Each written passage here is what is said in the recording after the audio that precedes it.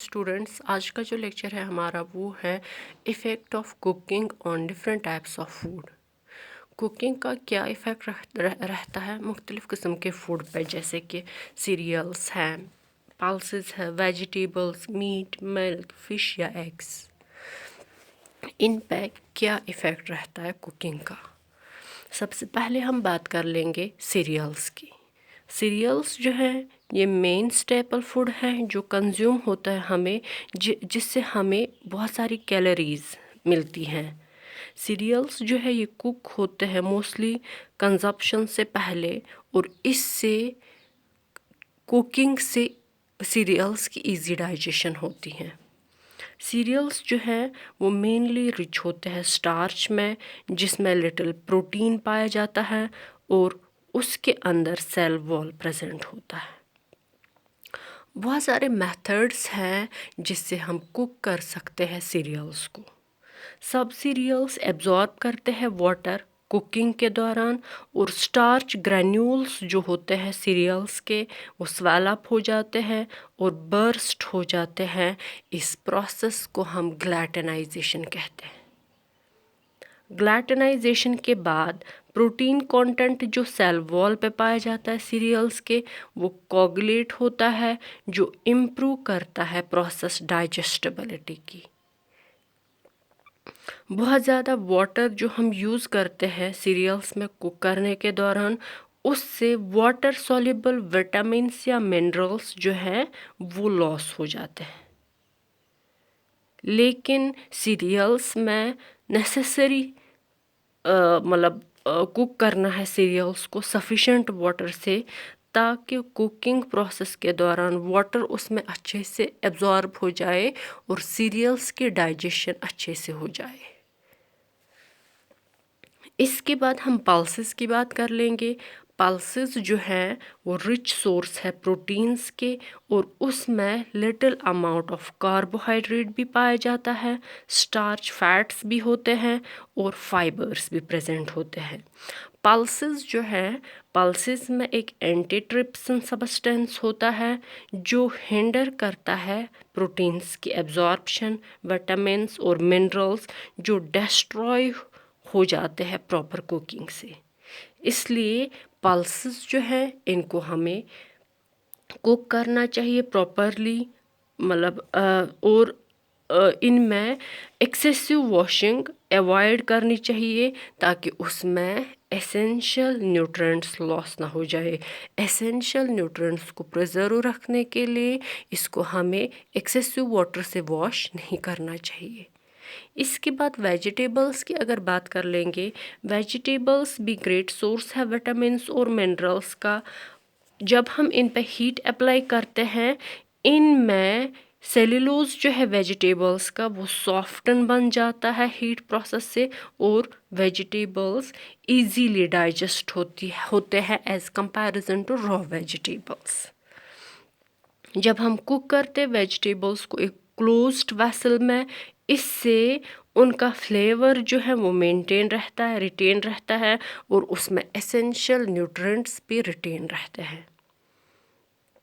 और ये इम्पॉर्टेंट है कुक करना वेजिटेबल्स को सफिशेंट अमाउंट ऑफ वाटर में, ताकि इनमें माइक्रो न्यूट्रिएंट्स को डिस्ट्रक्ट होने में सफिशेंट टाइम लगे, क्योंकि हमें हर एक चीज़ को कुक करना है कि ताकि उसमें मैक्रो और माइक्रो न्यूट्रिएंट्स ज़्यादा से ज़्यादा प्रिजर्व हो जाए। उस तरीक़ों से हमें हर एक फूड आइटम को कुक करना है। इसके बाद अगर मीट की बात कर लेंगे, मीट जो है ये एनिमल ओरिजिन का होता है। ये भी रिच सोर्स है मैक्रो और माइक्रो न्यूट्रिएंट्स का। कुकिंग के दौरान इसका जो कनेक्टिव टिश्यू, मीट में कनेक्टिव टिश्यू जो पाया जाता है, वो मेजर इफ़ेक्ट उस पर पड़ता है। कुकिंग से कंट्रैक्शन होता है और ग्लैटनाइजेशन होता है इसके कोलेजन फाइबर्स के का, जो कन्वर्ट करता है मीट को जेली स्ट्रक्चर में। अब देख लीजिए, पकाने से पहले मीट को आप टच कर लीजिए या ईट कर लीजिए, आप देख लीजिए मीट का मीट में वो जेली सॉफ्ट स्ट्रक्चर नहीं होता है, लेकिन जब आप कुक करते हैं ये कन्वर्ट होता है उस स्ट्रक्चर में, मतलब ये कन्वर्ट जो इसके कोलेजन फाइबर्स हैं वो हीट से यानी कि कुकिंग से कन्वर्ट हो जाते हैं जेली यानी कि सॉफ्ट स्ट्रक्चर में। फैट जो है मीट का वो भी मेल्ट होता है इस हीट से, और उसको भी हम इजीली च्यू भी कर सकते हैं, डाइजेस्ट भी कर सकते हैं। कुकिंग का ये भी अच्छा इम्पैक्ट है कि ये पैथोजेंस को किल करता है, और इससे हम मीट जो है वो सेफली कंज्यूम कर सकते हैं।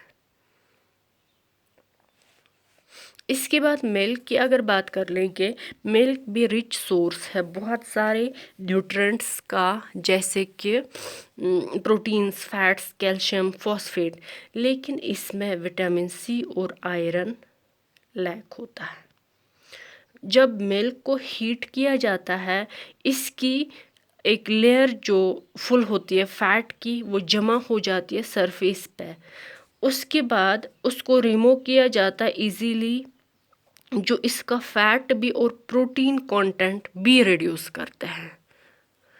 मतलब जब आप घरों में मिल्क को बॉईल करते हो, बॉईल के दौरान इसमें ऊपर से फैट लेवल, क्रीम जो ऊपर से दिस होती हैं उसमें फैट और प्रोटीन्स होते हैं, वो फैट और प्रोटीन हम रिमूव भी कर सकते हैं, और बाकी मतलब फैट और इस प्रोटीन के बगैर हम पी सकते हैं, जिसको हम स्किम्ड मिल्क कहते हैं, वो हम ले सकते हैं। इसके बाद बॉयल्ड मिल्क जो है वो इजी कंज्यूम होता है as comparison to raw milk. Boiling destroy करता है एंजाइम्स को, थायमीन को और यूजफुल लैक्टिक एसिड बैक्टीरिया को जो प्रेजेंट होते इस मिल्क में। और पास्चराइजेशन एक दूसरा अल्टरनेटिव मेथड है जो मिल्क को प्रिजर्व करता है, जिसमें हम मिल्क को हीट करते हैं temperature 63 to 66 degree Celsius at least 30 minutes तक, और उसके बाद क्विकली कुक करते हैं 5 डिग्री क्विकली उसको कूल करते हैं 5 डिग्री सेल्सियस, ताकि उसमें पैथोजेंस डिस्ट्रॉय हो जाए। ये कंसिडर होता है बेटर बॉइलिंग से, और ये प्रिजर्व करता है इसका कंपोजिशन, इसका फ्लेवर, इसका न्यूट्रिटिव वैल्यू, किसका, मिल्क का। नेक्स्ट जो है फ़िश की हम बात कर लेंगे। फ़िश भी एक रिच सोर्स है प्रोटीन्स, विटामिन्स या मिनरल्स का। हीटिंग पे प्रोटीन जो है फ़िश का वो कोगुलेट होता है, कुकिंग इसको चिवेबल या इससे ये इजीली डाइजेस्ट होता है। इसके बाद एग्स की अगर बात कर लेंगे, एग्स भी रिच सोर्स है प्रोटीन्स के। एल्ब्यूमिन यानी कि वाइट पोर्शन जो है एग का वो स्टार्ट होता है कुकिंग से कोगुलेट होना और सॉलिडिफाई हो जाता है और टफ बन जाता है हीटिंग पे, लेकिन इसमें ज़्यादा न्यूट्रिएंट्स एग के अंदर इफेक्ट नहीं होता है by the process of cooking. Raw eggs जो हैं वो डिफ़िकल्ट है डाइजेस्ट होना, और उनको हम बहुत सारे मेथड से कंज्यूम कर सकते हैं, मतलब वेरियस फॉर्म्स में, जो एग्स को डाइजेस्ट कर सक मतलब जिससे एग्स जो है वो डाइजेस्ट हो सकते हैं इजीली। ये कुछ टाइप्स थे फूड के जिनका इफ़ेक्ट कुकिंग पे क्या रहता था। लाइक सीरियल्स, इनमें कार्बोहाइड्रेट यानी कि स्टार्च प्रेजेंट होता है, इनमें ग्लैटनाइजेशन प्रोसेस पाई जाती है कुकिंग से। ऐसे पल्सेस, उसमें प्रोटीन लेवल ज़्यादा होता है, उनमें कोगुलेशन ज़्यादा पाया जाता है। मीट में चूँकि ये दिस हर एक न्यूट्रिएंट प्रेजेंट होता है, मैक्रो भी माइक्रो भी, उनमें क्या होता है, उनमें सॉफ्ट जेली लाइक स्ट्रक्चर बनता है। मिल्क जो है उनमें भी कोगुलेशन होती है, और मिल्क में हम कुकिंग यानी कि बॉइलिंग से फैट रिमूव कर सकते हैं और कुछ प्रोटीन भी रिमूव कर सकते हैं। फ़िश जो है ये भी कुकिंग से चिवेबल और डाइजेस्टेबल बनता है, और एग्स जो है इनमें भी प्रोटीन पाया जाता है। ये कोगुलेट होते हैं हीटिंग से, और इनको हम क्या बोलते हैं इसको, ये हीटिंग से सॉलिडिफाई हो जाते हैं और टफ बन जाते हैं, जब तब जाकर इनको हम इजीली डाइजेस्ट कर सकते हैं। ये था आज का lecture effect of cooking on different types of food पे। Thank you.